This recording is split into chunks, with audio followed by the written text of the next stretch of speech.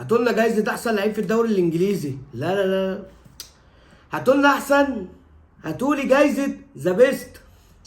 لا لا لا برضه، هاتولوا البالون دور، ادوله البالون دور. محمد صلاح مش هيقدر غير لما يجي يكسب البالون دور. خلصت، هي قفلت معاه، هي قفلت مع محمد صلاح خلاص. ازيك يا شباب، عاملين ايه؟ اخباركم ايه؟ السلام عليكم ورحمه الله وبركاته. انا جاي اتكلم النهارده عن مباراه القمه، هي ليفربول ومانشستر سيتي. ده بالنسبه لكل الناس، لكن بالنسبه لنا كمصريين كعرب امه واحده، الماتش ده كان ما بين محمد صلاح وعمر مرموش. فيلا بينا. بص، الحاجه اللي انا عايز اقولها، محمد صلاح ده لعيب مش طبيعي، بجد بجد لعيب مش طبيعي. كل الناس عارفه وكل الناس فاهمه وكل الناس عندها المعلومه، اللي انا من اكتر الناس اللي بتكره شخصيه صلاح خارج الملعب 100%. بس صلاح جوه الملعب حاجه تانية خالص.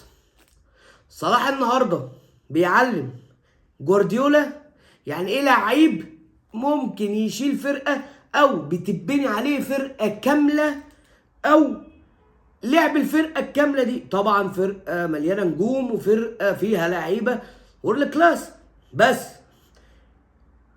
ان يبقى المحور الوحيد بتاعهم بتاع ليفربول هو واحد، وهو محمد صلاح.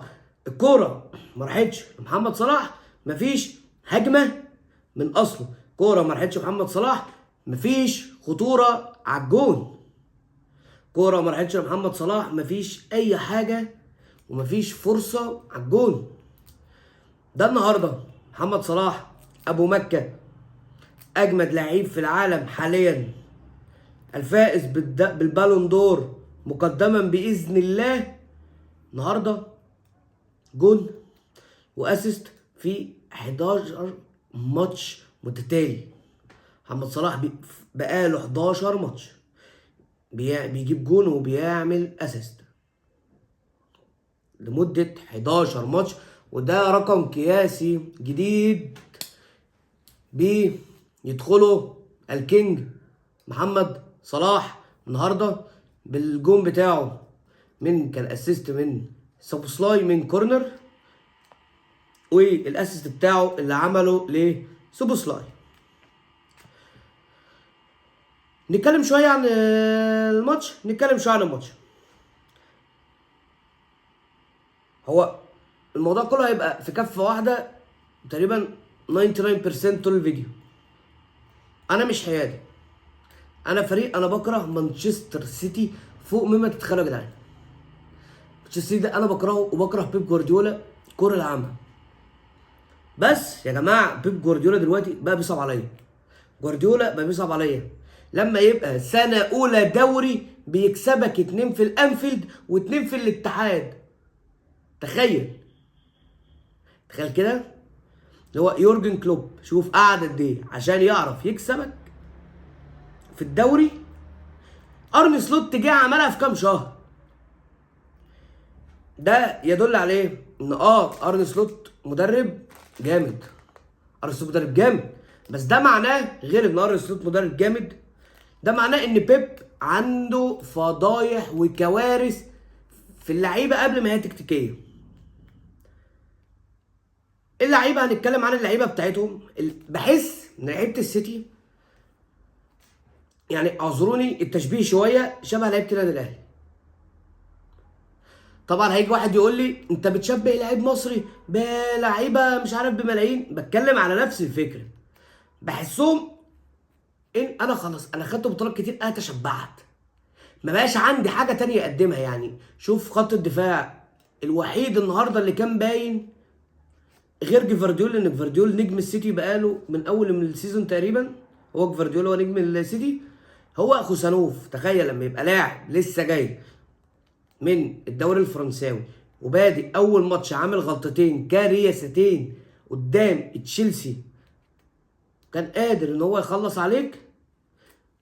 لا، رجع النهارده وعمل ماتش جامد. وعلى فكره في ماتش ريال مدريد كان خوسانوف عامل ماتش نوعا ما جيد. فانت لك ان تتخيل ان احسن لعيب عندك دلوقتي او احسن لعيب عندك في ماتش ليفربول هو كان خوسانوف، اللعيب الاوزبكستاني اللي اول مره يلعب توب 5 ليجز، او ده تقريبا اللعيب المحترف الوحيد من دوله اوزبكستان. فانت لك ان تتخيل ده احسن واحد عندك دلوقتي مش الا منه. بس شوف فرقه السيتي بقت عامله ازاي. اكيد شاف قدامه روبن دياش، والله ما فارق ما بينه وما بين ستونز حاجه. جفارديول نجم. نيكو جونزاليز شغال، نيكو جونزاليز لعيب كويس. دي بروين قسما بالله العظيم دي بروين ما شاف قدامه، دي بروين شطه. كوفازيتش مش قادر. كوفازيتش مش اللعيب اللي هيعرف يمسك لك خط النص. جوندوجان من ساعة ما رجع من برشلونة وهو ضايع تماما. فودن بيزق. دوكو احسن لعيب في السيتي النهارده. دوكو الوحيد النهارده اللي كان فعلا محاولاته خطرة جدا جدا جدا. وعمر مرموش النهارده، الفكرة ان مرموش ما ينفعش يلعب سترايكر صريح. ليه؟ انك شفت النهارده مرموش حاول يعدي فان دايك وكوناتيه، حاول كتير وكان هيغلبهم بالمهاره وبالسرعه، بس كانوا يعني هو كفيزيكال ما بين كوناتيه وفان دايك طبعا هو مستحيل يا اسطى، مستحيل. حتى لو انت مين مستحيل تدخل بين دول وعايز تعدي بالمهاره وبالسرعه، هيديك فاول زي ما عمل معاه كوناتيه في لقطات كتير قوي في الماتش. فده كانت يعني ده انا كنت عارف ان هو هيحصل طالما مرموش هو السترايكر الوحيد. نفس فكره ماتش ريال مدريد برضه كان حاطينه جوه مع اسينسيو وروديجر. فكره مرموش ايه يا جماعه؟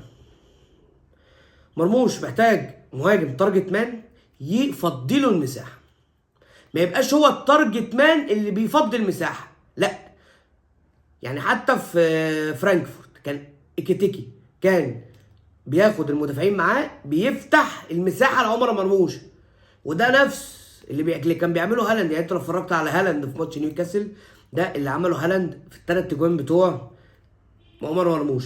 كان بيسحب المدافعين معاه، عمر مرموش جاي من غير رقابه جول فدي قوه وامتيازه عمر مرموش. فلما يلعب في مركز غير مركزه انا ما اقدرش الوم عليه. وفي نفس الوقت مش قادر الوم على بيب عشان بيب هالاند مصاب، يعني دي انا ما اقدرش الوم عليه بامانه الله ان هو عنده هالاند مصاب، ما عندوش حد تاني غير عمر مرموش. فنلتزم لبيب العذر في الموضوع ده. بيب انا قررت اتكلم على السيتي بس في الاول عشان ليفربول هقول عنه حكاوي والله العظيم وهتغنى بارني سلوت.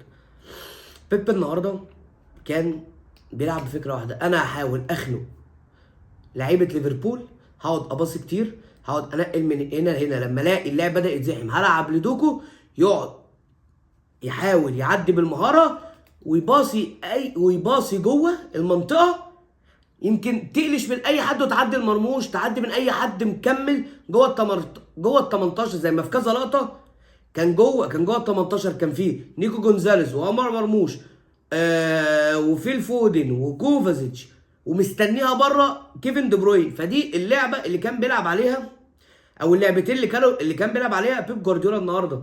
اللعبتين فشلوا فشل ذريع. عشان ايه؟ عشان مفيش زي ما قلت مفيش هالاند، مفيش اللي هيخطف عين كوناتيه وفان دايك، مفيش اللعيب الجسدي الفيزيكال اللي هيعرف يفصل لك فان دايك وكوناتيه، مش موجود. فعشان كده النهارده كان بنسبه 99.9 اي التحامات فضائيه او ارضيه كان بيكسبها دفاع ليفربول. ده غير كده ومعاهم جرافنبرخ برضه قامه بنت كلب. ف بيب النهارده الرهان اللي راهن عليه كله فهو خسران 100% الا خوسانوف ودوكو. نيجي لعمي وعم عيالي الاقرع الحقيقي، سيبكم من القرع المعفن اللي في المركز السادس ده، انزو ماريسكا، مش قصدي على بيب. لسه خسران من استون فيلا وانا قاصد ما اعملش فيديو لان انا محروق دمي وتعبان اصلا من ماتش الاهلي بتاع امبارح، مش قادر اعمل له فيديو وبتعب نفسي اكتر. فيعني خليني في حاجات المصريين اللي بتفرحني دي. ارني سلوت عمل ايه عشان يلاعب جوارديولا ديرتي فوتبول؟ هقول لكم. ارن سلوت شاف بيب لما لقى عمر مرموش بادئ معاه فودن وبادئ معاه دوكو، قال بس مش هتلعب لي على التحولات والباص السريع؟ حلو، انا هركن الباص وشوف انت هتعرف تعمل تحولاتك ازاي. لا بالعكس، ده انا اللي هعمل عليك تحولات وانت زايد عليا عدديا. يعني حرفيا كان ليفربول كلها ورا، حتى محمد صلاح اللي نادرا لما بيدافع كان ورا. اول لما فان دايك وكوناتيه بيستلموا الكوره بتلاقي صلاح، سوسلاي، كيرتس جونز، لويس دياز، الاربعه في نص الملعب عند خط نص الملعب. مين بيدافع عليهم؟ خوسا، نوف، واكيد.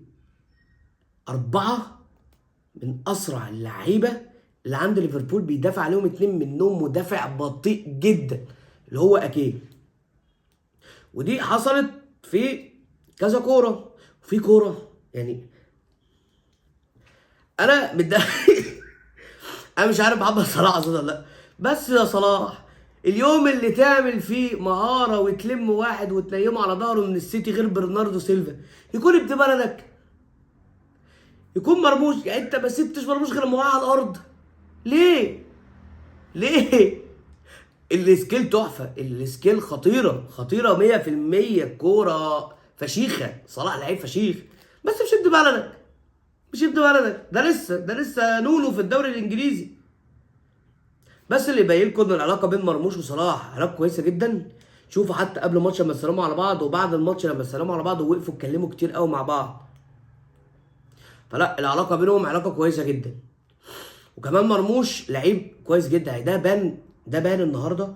مش هقول لك انه عمل ماتش حلو، لا بالعكس، مرموش عمل ماتش يعتبر هو ولا سيء ولا حلو، ان هو يعتبر مرموش ما بانش النهارده غير في كام لقطه اللي هو كان بيحاول يتغلب على كوناتيه وفان دايك بالسرعه والمهاره، وطبعا ما كانش بيعرف لان الاثنين فيزيكال قويين جدا جدا جدا. النهارده مين اللي شفته من ليفربول عمل ماتش كويس كان عامل فعلا فرق في التحولات؟ هو دومينيك سوبوسلاي. غير يعني اركن محمد صلاح خالص، انا خلاص ده بالنسبه لي في ليفربول بره التقييم، اركنوه خالص.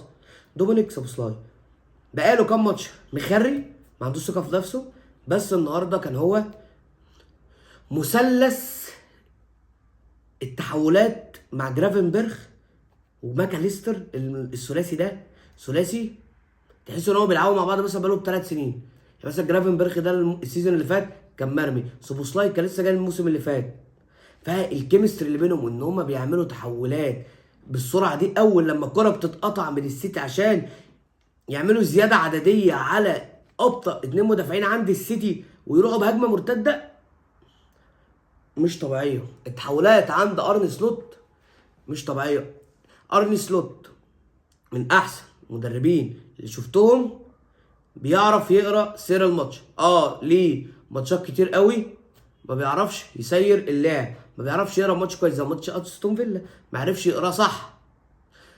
في مدربين كتير مهما كانوا جامدين بيقروا ماتشات غلط، فده عادي جدا. يعني ده بتحصل في احسن حاجه. وده اللي يقول لكم ان ارن سلوت مدرب فشيخ. هو دلوقتي هو الاول على الدوري بفرق تقريبا 8 نقط، وكان الاول على الشامبيونز ليج، ودلوقتي هيلاعب بي جي في دور ال 16. فلا الفرقه طايره. الفرقه مفيش حد قادر يوقفها سواء في الدوري الانجليزي او في الشامبيونز. كسبوا مدريد وكسبوا السيتي وتعادلوا مع ارسنال وكسبوا تشيلسي وفشخوا توتنهام. لا هم عاملين سيزون كويس جدا. هياخدوا الدوري بالنسبه لي، هياخدوا الدوري كده بالمنظر ده. السيتي بيوقع، سيبك من تشيلسي، السيتي بيوقع، ارسنال بيوقع، نوتنجهام بتوقع، كله بقى بيوقع خلاص. بس في حاجه انا عايز اقولها بس كده في اخر الفيديو، ان لو ليفربول كان معاهم منافسين رجاله، ليفربول ما كانتش هتاخد الدوري مستحيل. يعني لو كانت تشيلسي كمل بنفس الفورمه اللي كان فيها لحد من شهرين لما كان تالت دوري، كان ممكن ياخد الصداره عادي جدا من ليفربول سهل، لان ليفربول وقعت نقط كتيره فشخ، بس ليه الاول عشان اللي تحتها وقعوا نقط اكتر بكتير، يعني هما افشل. فعشان كده ليفربول، انا بقول حظ ارني سلوت ان هو جه دلوقتي وفرق البريمير ليج كلها واقعه، كل اللي بينافس على البريمير ليج كله واقع. فانا الصراحه ادي كريدت لارني سلوت على الفرقه الجامده اللي هو عاملها من اول سيزون، بجد حقيقي جدا على الفرقه الجامده اللي عامله من اول سيزون. وانا مستبشر خير بالمدرب ده، ان هو مش هيبقى وان سيزون وندر زي ما كنا بنقول على مدربين كتير، لا هو باين ان هو ساب بصمته وبيحط فكره وعارف يتعامل مع ماتشات ازاي. حتى لو كان الغبي داروين نونيز ضيع له ماتشات، عنده افكار يعرف يجيب بيها نقط، عنده افكار يعرف يقلب بيها مجرى الماتش. فعشان كده بقول لك ده اللي مخليني بحب ارني سلوت، بحب اتفرج عليه على الماتشات، وبشوف ان هو احسن مدرب في انجلترا السنه دي 100%. وبس كده يا شباب، كده يبقى الماتش خلص، تبقى الحلقه خلصت. يا رب تكون الحلقه عجبتكم، ما تنسوش تعملوا لايك وشير وسبسكرايب. السلام عليكم.